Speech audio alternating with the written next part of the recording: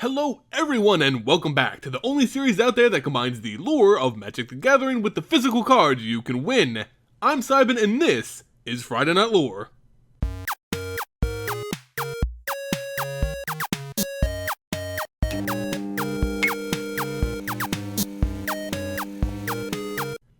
In this week's FNL, we continue to discover the complex story which took place on the plane of Innistrad. Though this week's topic spans past Innistrad, it was on this plane that Garruk Story met its current end. And so, let's learn more about this beast mage, the planeswalker Garruk Wildspeaker. Garruk Story may eventually lead him to Innistrad, but he wasn't born there. His legacy began in an earlier time and in a different plane.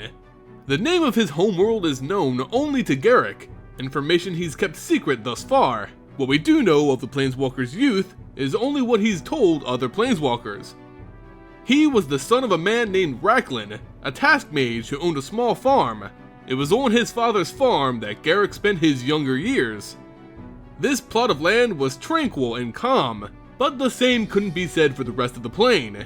The outside world was in chaos, lords fighting one another for minor glories or specks of land to call their own. Garruk and his father wisely avoided these conflicts, but war seems to overturn even the most stubborn of rocks. One day, a lord noticed this tiny farm and saw an opportunity, land which could feed his men, and it came with a young boy to join his ranks.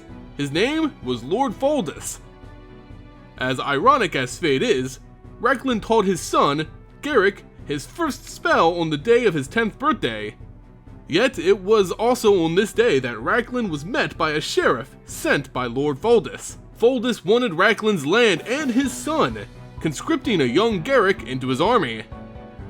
Raklin wasn't about to lose both his land and his son in a single day, instructing Garruk to run into the forest and wait for the coast to be clear. Garruk was chased by Foldis' men for weeks, but the young boy was able to avoid capture. Garruk would communicate to his father through an artifact given to him before running into the woods.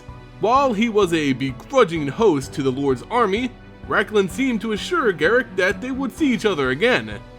But soon his messages grew more and more melancholied, and Raklin's voice began to fill with doubt. Soon, Garruk stopped receiving messages altogether. The last lesson Raklin taught his son was the cruel reality of the human condition. He warned his son of the evils and deceptions of people, and encouraged Garruk to always listen to nature. Take what he had learned from the farm, and from his father. The only things you can trust in life are blood and nature. Now Garruk's blood was lost with his father's death, leaving him with only the wilds. Garruk took his father's words to heart, staying in the woods and forests of his home plane for a better part of 7 years. As he grew, so did his connection to nature. He trained himself to track, hunt, and even tame beasts. His father never lied, and neither did these animals. As a teenager, Garruk's anger towards the men who had taken his father resurfaced. He had bound several beasts to his will, and it was with this army that Garruk would exact his revenge. He and his force rampaged through a town near his former home, hoping the commotion would force the Lord Sheriff to respond, and the plan worked perfectly. With the Sheriff of Foldis out in the open, Garruk charged to face his enemy and his army in combat. This sheriff was battle-hardened and experienced. His men shared these traits. He saw this young boy with fire in his eyes, commanding untrainable beasts, and assumed he would have an easy victory. The sheriff was right. Garruk's charge failed and he was captured. He was brought to the same jail where his father had died almost 7 years ago, a fact the sheriff loved reminding Garruk. Yet the sheriff's victory had left the man overconfident and less suspicious of the young man's abilities. Exactly what Garruk wanted. As the sheriff continued to boast, he didn't realize that his prisoner was forging a spell right in front of him. It started as minor quakes, disrupting the sheriff's war story. These tremors gave way to violent ripples in the earth itself. As the building crumbled around him, the sheriff looked to see Garruk swirling with a green aura. It's the last thing he would ever see in this world. Well, besides the insides of a worm's stomach. The ground gave way and the giant beast swallowed the sheriff from within his own prison. Garruk had staged this entire encounter, proving as deceitful as the men who killed his father. Garruk had no issue with deception in this case, however, for he was a man and they would always lie.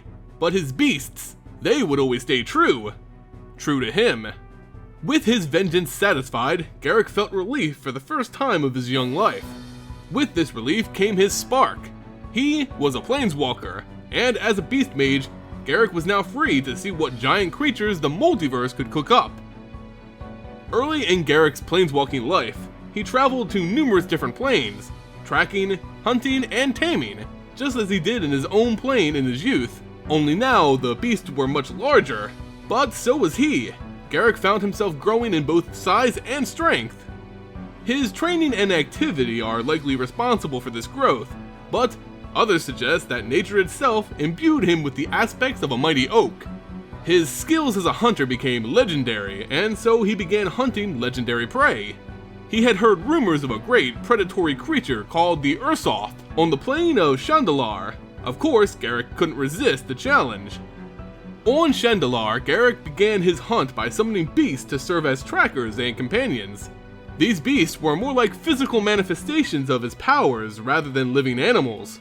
They were extensions of his own being, representing his deep connection with nature. Unfortunately, Garruk wasn't the only planeswalker on Chandalar at this time. The death mage Liliana had also come here on a hunt. She was after a dark artifact known as the Chain Veil, tasked to fetch it by one of the demon lords who controlled her soul. While searching for the veil, Liliana encountered one of Garruk's summoned beasts who didn't treat her very kindly. Liliana ended up killing the beast. Garruk could feel its death as if a chunk of his own flesh had been taken out of his body. The pain was both physical and emotional. He lost a friend and a part of himself at the same time. He charged off to find its murderer and bring them to justice. Liliana stumbled into an ancient temple, one which was rumored to house the Chain Veil. She was lucky. The veil did rest in this tomb. Garruk, however, was skilled and managed to track Liliana to this place.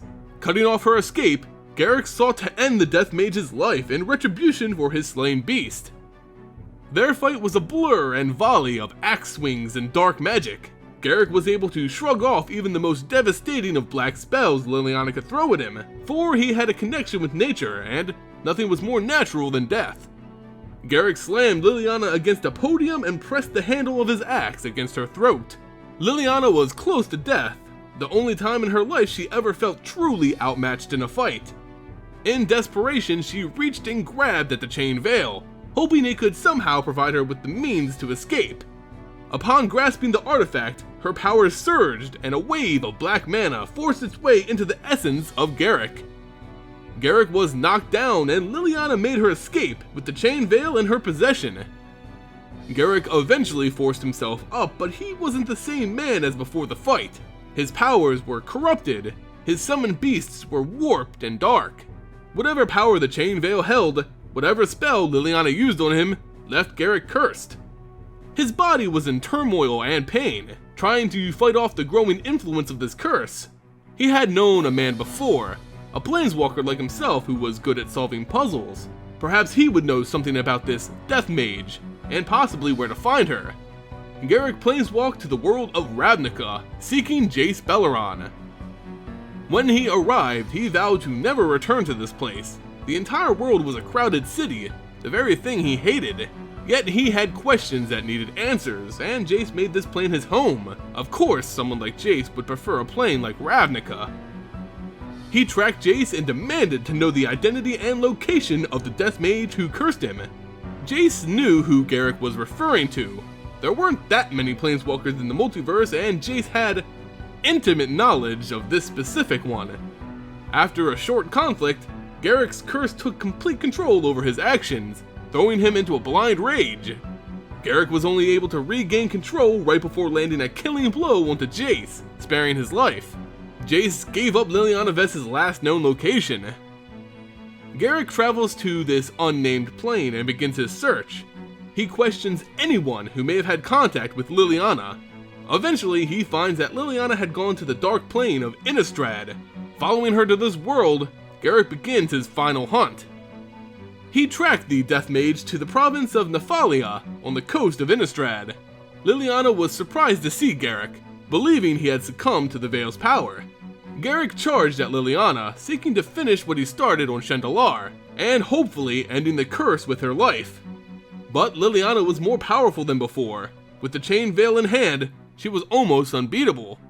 Liliana summoned an army of ghouls with just a wave of her hand, leaving Garruk again to fight for his life. With axe alone, Garruk cut through the undead ranks with a fury known only to this beast mage. He was able to return every last corpse she had risen to the grave, but Liliana had already disappeared. This defeat was enough to cast Garruk over the edge of insanity. He could no longer fuel his rage and anger, the only thing keeping the Veil's influence in check. With hope gone, the curse enveloped him. Garruk became mindless and mad. He wandered in circles, yelling at anything which crossed his path. It looked to be the end of Garruk Wildspeaker. But Innistrad had its own story going on at this time, and as fate would have it, their stories would intersect. Liliana was successful in her mission to shatter the Hell Vault, freeing the demon she had sought to kill, one of her demon lords, Griselbrand. In doing so, she also freed the angel Avacyn, the leading holy power on Innistrad. Once restored to power, Avacyn used her magic to end the corruption which had taken over the world in her absence. It was called the Curse Mute. Although the Curse Mute was not intended for Garruk, the spell's effect cleared his mind and caused his curse to go into remission. Garruk could still feel the curse plaguing his soul, but for the time being, he was free.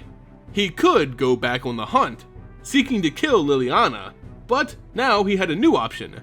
Garruk abandoned his hunt for now and rather decided to investigate the source of this Curse Mute, hoping to get a lasting cure for the affliction. Garruk was on the road once again, seeking salvation rather than vengeance.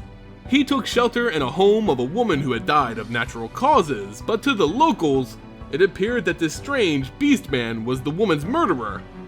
A high-ranking officer of the church was summoned to deal with this man. The officer was named Odric. Odric trapped Garruk and drugged the planeswalker to keep him calm and complacent.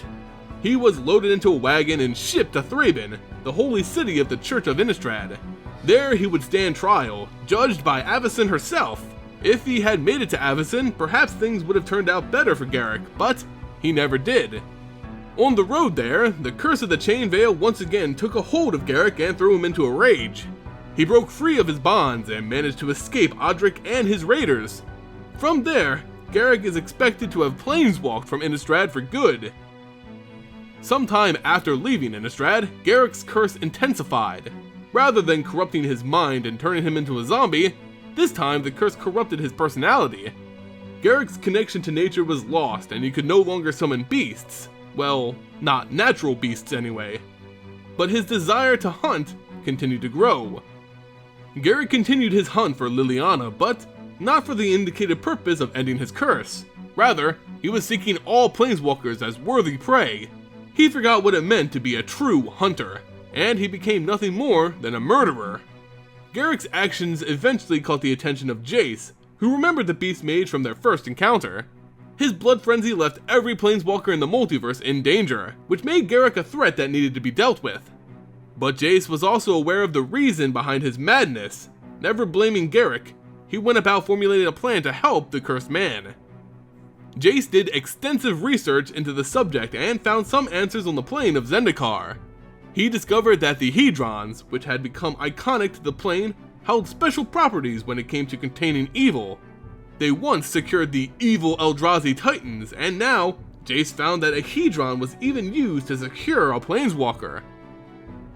Nahiri the Lithomancer, the one responsible for the Hedrons, once used a Hedron implant on the conquering planeswalker Ob Nixilis. He had come to bring Zendikar to heal, but with one swift strike, the Hedron sapped away most of his power. Jace confronted this man, but found that he had partially transformed into a demon. Ob Nixilis explained how in the distant past, he attempted to use the Chain Veil in order to increase his power and conquer more worlds. The effect it had on him backfired, transforming him into a demon. Ob Nixilis continued to explain how the Hedron in his head had stopped his full transformation. Jace quickly concluded that this Hedron was essential to helping Garruk, and after a short fight, took the stone from Ob Nixilis' head and left Zendikar. With this new knowledge, Jace understood that Garruk was in fact transforming into a demon.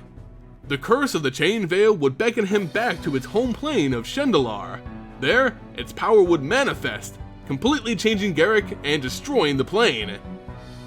In the very temple where his curse began, Jace faced a completely enraged and mad Garruk. The fight was fast but intense. Garruk was going for the kill. Jace just needed a small opening. When the opportunity came, Jace shoved the Hedron deep into Garruk's skin. It took hold, and the ritual which had started never completed. Garruk had been saved, well, at least slowed. He would no longer become a demon and Shendalar was saved, but he was not cured of the curse. Jace went back to check on Garruk, fearing the curse's influence still lingered. Jace attempted to use an illusion of Liliana vest to gauge how Garruk would react. Garruk, being the hunter he is, saw through this illusion and forced Jace to show himself. Clearly the curse still flowed through his veins, but Garruk admitted to enjoying his new state. He was the hunter he always wanted to be. Garruk explained that this would be the last time they would ever meet, for if he sees Jace again, he would kill him.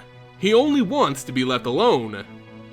Jace, being the goody two-shoes that he is, couldn't just let it die there. He figured that the plane of Innistrad held the secret to ultimately curing Garruk through the power of Avacyn. He hired a nameless planeswalker who used ice magic and another planeswalker named Vranos to drag Garruk back to Innistrad. When Garruk encountered these men, he knew Jace had sent them. Without much contest, Garruk unleashed his rage and killed both of the planeswalkers, leaving a clear message to Jace. He would never be able to control Garruk. Try to intrude in his life again, and you'll suffer a similar fate. And that so far, guys, is the lore behind Garruk Wildspeaker. He's still out there, hunting and raging, still cursed by the Chain Veil. Jace really wanted to get him back to Innistrad, and we still know that Liliana's story is unfinished with her demons. So perhaps this could be a developing story for a new expansion? The Cure for Garruk. Look, I never said I was good at coming up with clever names.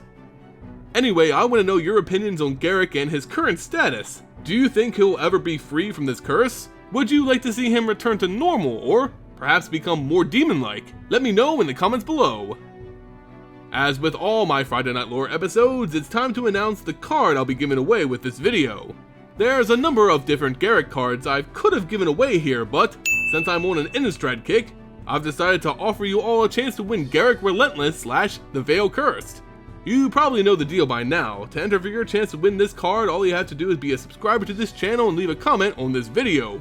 At the end of the week, I'll use a random number generator to select a winner and announce them at the end of my next FNL, so stay tuned to see if you've won. Now, to move on and unveil, see what I did there? The winner of last week's FNL giveaway. Last week was special in that I was giving away the promo foil I pulled from BFZ's pre-release event, a nice shiny veteran war leader. And so the winner of last week's Friday Night Lore and new owner of this promo veteran war leader card is Atypical. Congratulations, Atypical, and congrats on your good showing at your pre-release, even though you used a scummy landfall deck.